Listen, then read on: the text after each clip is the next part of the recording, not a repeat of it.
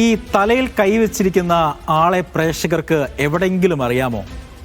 അതായത് ഒരു കാലത്ത് ബ്രിട്ടീഷ് യുവതയുടെ ഹരമായിരുന്നു ആൻഡ്രൂ രാജകുമാരൻ. എന്നാൽ ഇന്ന് ആ പേര് പോലും പറയാൻ ജനം മടിക്കുകയാണ്. രാജകൊട്ടാരത്തിൻ്റെ എല്ലാ സൗഭാഗ്യങ്ങളും ആസ്വദിച്ച് ജീവിച്ച രാജകുമാരന് ഇന്ന് രാജാവിൻ്റെ വാർഷിക അലവൻസ് പോലും ലഭിക്കുന്നില്ല. എന്താണ് ബ്രിട്ടനിലെ ആൻഡ്രൂ രാജകുമാരന് സംഭവിച്ചത്? എന്താണ് അയാളുടെ ജീവിതം കീഴ്മേൽ മറിച്ച ലൈംഗിക പീഡന വിവാദം? എന്തിനാണ് ഫോക്ലാൻഡ്സ് യുദ്ധമുഖത്തെ പോരാളിയെ ബ്രിട്ടീഷ് ജനതയും രാജ്യവും കൈവിട്ടത്? ഏതായാലും തലയിൽ കൈവച്ചിരിക്കുകയാണ്. അത് ആൻഡ്രൂ രാജാവ് മാത്രമല്ല തലയിൽ കൈവച്ചിരിക്കുന്നത്. ബ്രിട്ടനിലെ ഓരോ ജനതയും ഇപ്പോൾ അദ്ദേഹത്തിൻ്റെ പേര് ഉച്ചരിക്കുമ്പോൾ ഈ അവസ്ഥയാണ്. നമുക്ക് ഈ സ്ക്രീനിൽ കാണുന്ന അവസ്ഥയിലാണ് ആളുകൾ നിൽക്കുന്നത്. നമുക്ക് നോക്കാം ആൻഡ്രൂ രാജകുമാരന് സംഭവിച്ചത് എന്താണെന്നുള്ളത്.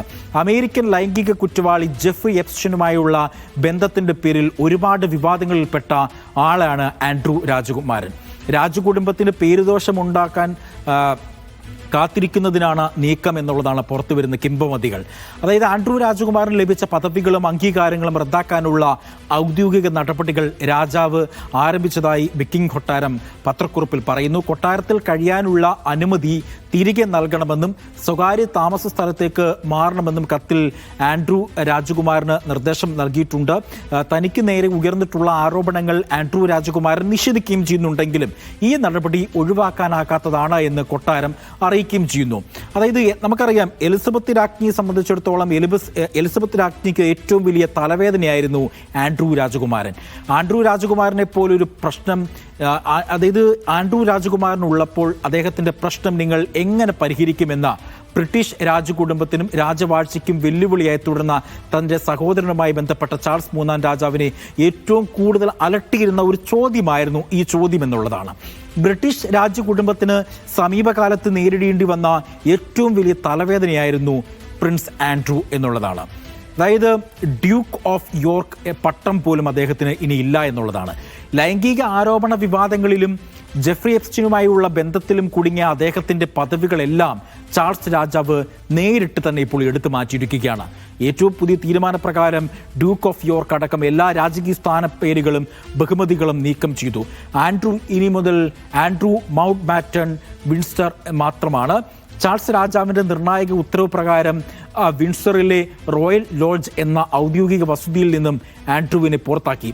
എന്താണ് ഈ വിവാദത്തിന് പിന്നിൽ എന്നുള്ളതായിരിക്കും പ്രേക്ഷകർ ഇപ്പോൾ ചോദിക്കുന്നത്. അതായത് പ്രായപൂർത്തിയാകാത്ത പെൺകുട്ടിയെ വേശ്യാവൃത്തിക്ക് പ്രേരിപ്പിച്ചതിന് ഫിനാൻഷ്യറും ലൈംഗിക കുറ്റവാളിയുമായ എപ്സ്റ്റീനെ 18 മാസത്തെ തടവിന് ശിക്ഷിച്ചു. ഇതിന് പിന്നാലെ എപ്സ്റ്റീനുമായുള്ള ബന്ധം ആൻഡ്രൂ തുടരുകയും ചെയ്തു. 2011 എപ്സ്റ്റീനുമായുള്ള ബന്ധം പരസ്യമായതോടെയാണ് ആൻഡ്രൂവിനെ ചുറ്റിപ്പറ്റിയുള്ള ഏറ്റവും ഗുരുതരമായ വിവാദങ്ങൾ ആരംഭിക്കുന്നത്.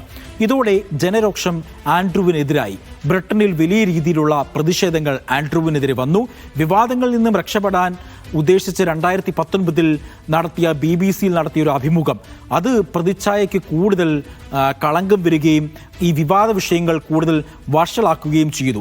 വിവാദങ്ങൾ ശക്തി പ്രാപിച്ചതിന് പിന്നാലെ സമ്മർദ്ദം വർദ്ധിച്ചതോടെ എപ്സ്റ്റീനുമായുള്ള ബന്ധത്തിൻ്റെ പേരിൽ ആൻഡ്രൂ തൻ്റെ രാജകീയ ചുമതലകളിൽ നിന്നും പിന്മാറി ഈ വിവാദങ്ങൾ അവസാനിപ്പിക്കാൻ ശ്രമിച്ചുവെങ്കിലും ആ വിവാദങ്ങൾ ഒന്നും തന്നെയും അവസാനിച്ചിട്ടില്ല എന്നുള്ളതാണ് ഏറ്റവും എടുത്ത് പറയേണ്ടത്.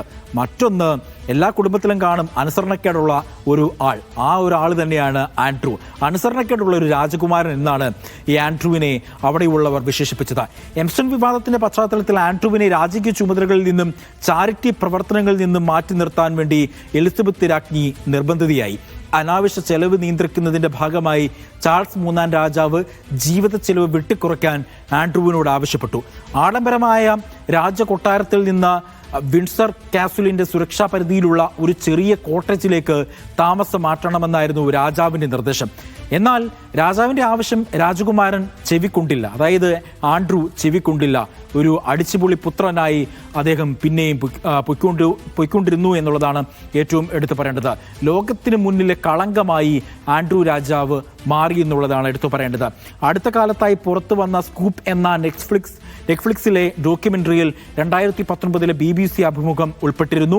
തനിക്കെതിരായ ആരോപണങ്ങൾ വഴിതിരിച്ചുവിടാനുള്ള അദ്ദേഹത്തിൻ്റെ ശ്രമങ്ങളെ ലോകത്തെ വീണ്ടും ഓർമ്മിപ്പിച്ചു ഈ ഡോക്യുമെൻ്ററി എന്നുള്ളതാണ് ഏറ്റവും എടുത്തു പറയേണ്ടത്.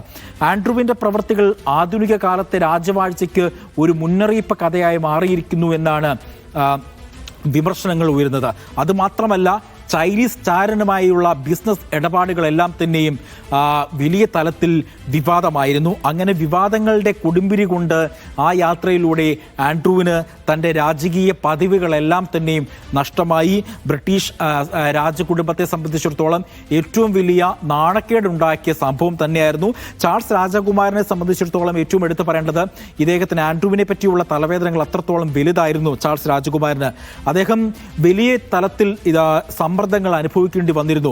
പല വിവാദങ്ങളിലും ആൻഡ്രൂ ചെന്നുപെട്ടുമ്പോൾ ഈ പ്രശ്നത്തെ എങ്ങനെയാണ് പരിഹരിക്കുന്നത് എന്ന് മാധ്യമങ്ങൾ ചോദിക്കുമ്പോൾ മാധ്യമങ്ങളുടെ മുന്നിൽ പലപ്പോഴും ഉത്തരമില്ലാത്ത ഒരു വ്യക്തിയായി അദ്ദേഹം മാറിയിരുന്നു. പരിഹാസ്യനായി എന്ന തലത്തിലുള്ള വിമർശനങ്ങൾ ഒക്കെ പുറത്തുനിന്നും, അതായത് കൊട്ടാരത്തിനുള്ളിൽ നിന്നും പുറത്തു നിന്നും ഒക്കെ കേട്ടിരുന്നു. ഏതായാലും തങ്ങളുടെ പേരിന് ചീത്തപ്പേരുണ്ടാക്കിയ, തങ്ങളുടെ പേരിന് കളങ്കമുണ്ടാക്കിയ ആൻഡ്രൂവിനെ അദ്ദേഹത്തിൻ്റെ ചുമതലകളിൽ നിന്നും രാജകീയ പദവികളിൽ നിന്നും എല്ലാം തന്നെയും ഒഴിവാക്കുകയും പൂർണ്ണമായും കൊട്ടാരത്തിൽ നിന്ന് തന്നെ ഇറങ്ങിപ്പോടാ എന്ന് പച്ച മലയാളത്തിൽ പറഞ്ഞു എന്ന് വേണം ഈ ഘട്ടത്തിൽ നമുക്ക് മനസ്സിലാക്കാൻ. ഏതായാലും വലിയ രീതിയിൽ അന്താരാഷ്ട്ര തലത്തിൽ ഇത് ചർച്ചയായിട്ടുണ്ട്. ആൻഡ്രൂവിൻ്റെ ഏറ്റവും അടുത്ത കൂട്ടുകാരനാണ് ട്രംപ്. അപ്പോൾ ട്രംപിൻ്റെ ഏറ്റവും അടുത്ത കൂട്ടുകാരനും ഈ ഒരു ഗതി വന്നല്ലോ എന്നാണ് ഇപ്പോൾ ലോകമാധ്യമങ്ങൾ പരിഹാസ രൂപയാണ് ചോദിക്കുന്നത്. ഇന്നത്തെ ഡീകോഡിൻ്റെ സമയപരിധി ഇവിടെ പൂർണ്ണമാകുകയാണ്.